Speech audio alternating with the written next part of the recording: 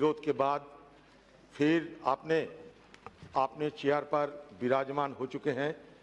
ये हम सब के लिए बड़ा संतुष्टि की बात होते हैं सर, क्योंकि हम सब आपको बड़ा सम्मान करते हैं सर।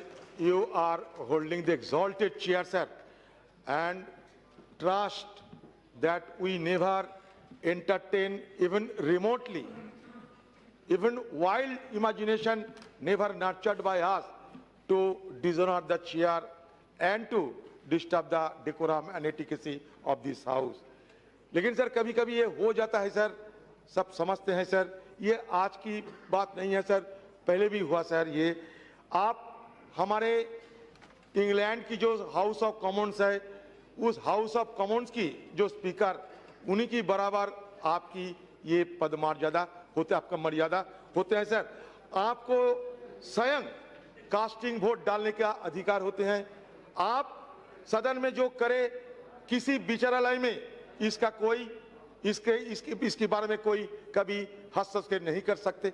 आपके कहने पर मानी बिल सर्टिफाइड होते हैं, तो मान लीजिए कितने बार पद आप गरिमा से आप पालन करते हैं सर। लेकिन कभी कभी ऐसा हो जाता है सर, जो हम नहीं चाहते हैं, आप नहीं चाहते हैं, और सत्तारूढ़ पार्टी भी नहीं चाहते हैं, कभी कभी हो जाता है।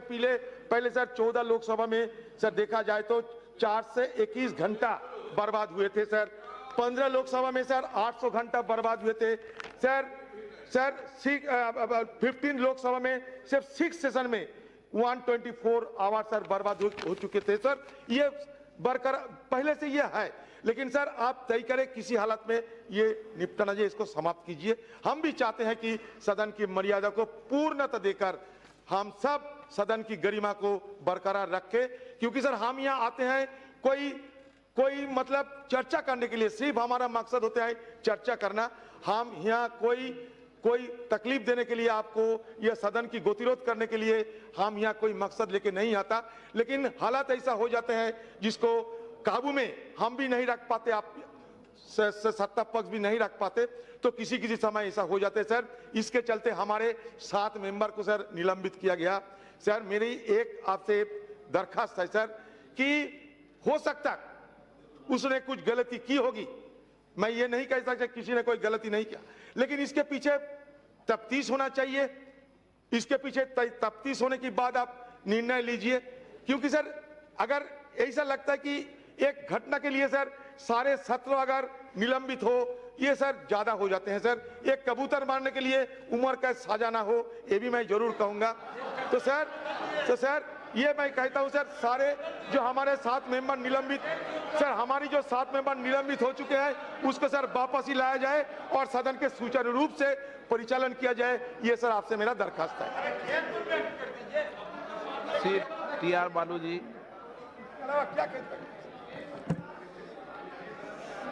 That clarity is required, which is why the members were agitating, to provide that clarity, sir, because it's an urgent requirement that the sooner the clarity is brought to this issue, the sooner the riots and the other issues can come down, sir. So considering the gravity of the situation, I think the agitation of the members also needs to be looked at through that lens, sir. So I believe that the suspension should be shortened to the time that's already been suspended. An escalation process can be brought out. The behavior may not be desirable, but I think that you can take a lenient view considering the gravity of the situation and provide a shorter sentence to them and ensure that going forward, once the clarity is brought forward on this issue, the tension in the country will certainly come down, sir. Thank you, sir. Shri Nishikant जी। आदरणीय अध्यक्ष जी, पिछले 4 दिन से जो हो रहा था, मैंने पूरा 1952 से लेके 2020 तक का इतिहास खंगालने का कोशिश किया। पहली बार ऐसा हुआ कि स्पीकर साहब जो है वो 4 दिन से कुर्सी पर नहीं बैठ रहे। ये किसी के लिए शर्म की बात है या नहीं है, लेकिन भारतीय जनता पार्टी के हम सभी सांसदों के लिए ये बहुत ही शर्मनाक लोकतंत्र के इतिहास की काली घटना थी कि हमारे व्यवहार के कारण, चाहे इस तरफ से हो चाहे उस तरफ से हो, और खासकर कांग्रेस के सदस्यों के व्यवहार के कारण अध्यक्ष इतने आहत हैं कि वो चेयर पर नहीं आ रहे हैं। आज आप आए तो भारतीय जनता पार्टी की तरफ से मैं आपका स्वागत करता हूं। लेकिन अध्यक्ष महोदय, रोपा पेड़ बबूल का तो आम कहां से हो। ये जो सवाल है, जो बार बार प्रश्न उठाया जा रहा है, और आज भी अधीर साहब ने प्रश्न उठाते हुए हमारी पार्टी के ऊपर और खासकर पार्लियामेंट्री अफेयर्स मिनिस्टर के ऊपर कहा कि 374A में उन्होंने इस तरह का जो है प्रपोजल दे दिया जिसके कारण कि पूरे सेशन से सदस्य बाहर चले जाएं। ये कानून मैंने उस दिन भी बताया कि जब पंडित जवाहरलाल नेहरू साहब, जो कि बहुत बड़े डेमोक्रेट माने जाते हैं, जब वो इस देश के प्रधानमंत्री थे तो 1960 में एक दिन नहीं 3 दिन चर्चा हुई, 1 दिसंबर को, 7 दिसंबर को और 8 दिसंबर को। और इसके बाद लगातार इतिहास है कि आपने जैसे 14वीं लोकसभा में ही स्पीकर महोदय कई एक सांसदों को बिना उनके ऊपर आरोप सिद्ध किए हुए कि उन्होंने चोरी की या नहीं की, और उसमें 1-2 सांसद तो ऐसे थे जो उसी कांग्रेस पार्टी से सांसद बनकर फिर 15वीं लोकसभा में आ गए। आपने उनका पूरा कैरियर बर्बाद कर दिया और पूरा का पूरा उनको बाहर कर दिया, ये कहते हुए कि वो चोर हैं, जबकि उनके ऊपर चोरी का कोई इल्जाम साबित नहीं हुआ। इमरजेंसी के दरमियान इसी कांग्रेस पार्टी ने कई एक संसद सदस्यों को यहां पार्लियामेंट में नहीं आने दिया। सुब्रमण्यम स्वामी इसके उदाहरण है कि वो लड़की का वेश धारण करके यहां आए।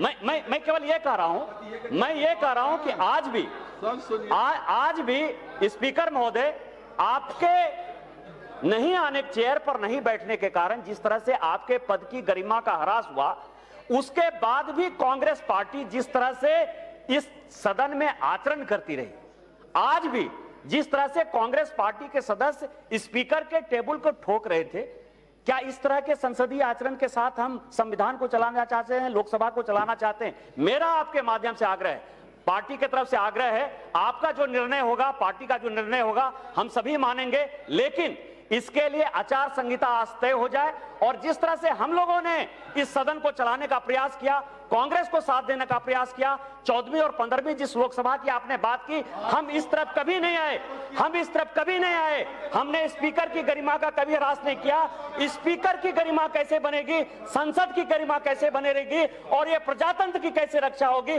उसका भी फैसला हो जाए। तब आप जो फैसला करेंगे, हम लोगों को लगेगा कि आपने एक न्याय के आसन पे अच्छा फैसला किया और पार्टी आपके साथ है। जय हिंद, जय भारत। श्री रितेश पांडे को कुर्सी सदारत पर दोबारा देखकर इस ऐवान को कामयाबी से चलाना और उसूल और अदब के दायरे में रखकर इस ऐवान को चलाने की जिम्मेदारी यकीनन अपोजिशन पार्टीज की भी है। ये सिर्फ आपकी जिम्मेदारी नहीं है, मगर अखलाकी तौर पर और आईनी तौर पर सबसे बड़ी जिम्मेदारी सरकार की होती है। और ख़ास तौर से हम तमाम सियासी पार्टियों के अराकीन को इस बात का नोटिस लेना चाहिए और ख्याल रखना चाहिए कि इख्तिदार हमेशा किसी पार्टी के पास नहीं रहा। जैसे अंग्रेजी में कहते हैं कि पावर इज़ नॉट इटर्नल।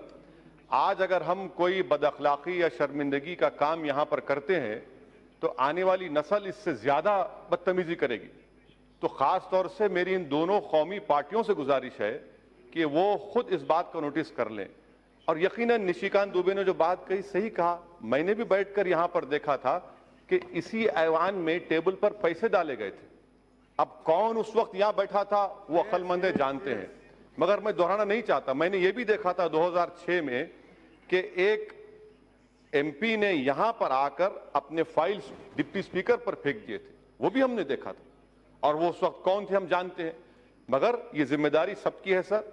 और यकीनन जो अपोजिशन की तरफ से एहतजाज हो रहा था, इसलिए हो रहा था कि दिल्ली में जो नस्ल कशी हुई है उसके बारे में बहस हो इस ऐवान में। आपने फैसला लिया, हम इसका खैर मुकद्दम करते हैं। और मैं स्पीकर साहब आपसे गुजारिश करता हूं कि जो मौजूद अराकीन को गवर्नमेंट के रेजोल्यूशन पर सस्पेंड किया गया है, इनकी मुअत्तली को वापस लिया जाए, इनको दोबारा इस ऐवान में आकर अपनी बात को रखने का और हुकूमत के खिलाफ एहतजाज करने का मौका मिले। शुक्रिया। श्री भगवत मान जी। आप देख रहे हैं नेट्रिक न्यूज।